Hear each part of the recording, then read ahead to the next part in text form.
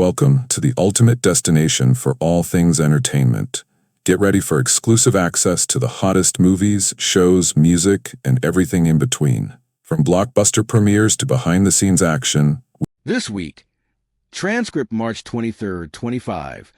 Trump administration boarders are Tom Homan and Senator Bernie Sanders.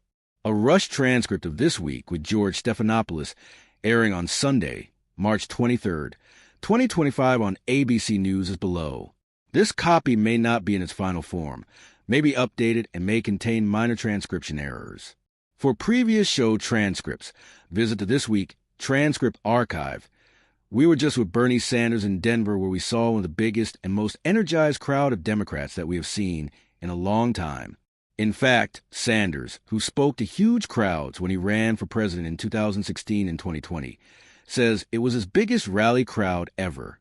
Is this a sign of life for the resistance to Trump? Or is it an indication of just how frustrated rank-and-file Democrats are with their party's leadership, that they are turning to an 83-year-old independent who says the Democratic Party is failing working Americans? We'll bring you our conversation with Senator Sanders shortly.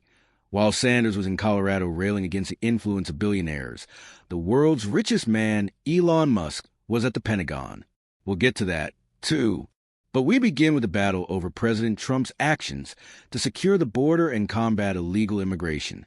The president has moved swiftly, just as he promised he would, to deport undocumented immigrants, especially alleged criminals and gang members. His approach has largely bypassed one branch of government, Congress, but is now running headfirst into the third branch, the courts. In a moment, we'll talk to President Trump's border czar, Tom Homan. That's a Sunday exclusive. But we start with ABC's Terry Moran on the battle in the courts, the reporter.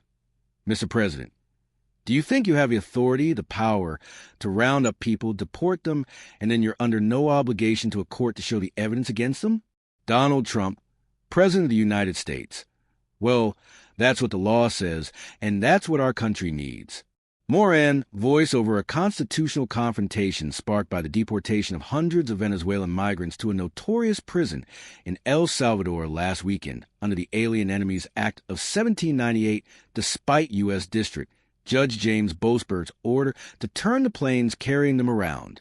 On Friday, another tense hearing between Judge Boasberg and Trump's Justice Department. Moran.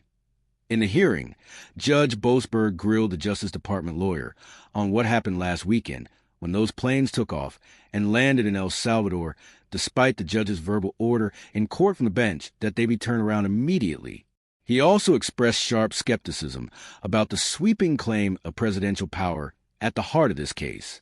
Moran voiced over the judge, calling those claims awfully frightening and a long way from the intent of the law and the Constitution. Friday's court hearing capped a week of back and forth as Judge Boasberg repeatedly sought an explanation from Trump's Justice Department for the incident. Boasberg called the government's reasoning for proceeding with the deportations despite his order woefully insufficient. One White House defense: the planes had already left U.S. airspace before the judge's written order was filed, and that officials claim means they were out of Judge Boasberg's jurisdiction. Tom Homan, Trump administration border czar. We're already in international waters. We're outside the borders of the United States. I'm the border czar. Once you're outside the border, you know, it is what it is. Moran voiceover, but the judge seemed stunned by this claim since all deportees were still in U.S. custody and therefore still subject to U.S. court orders. The president insists he did not flout the judge's order.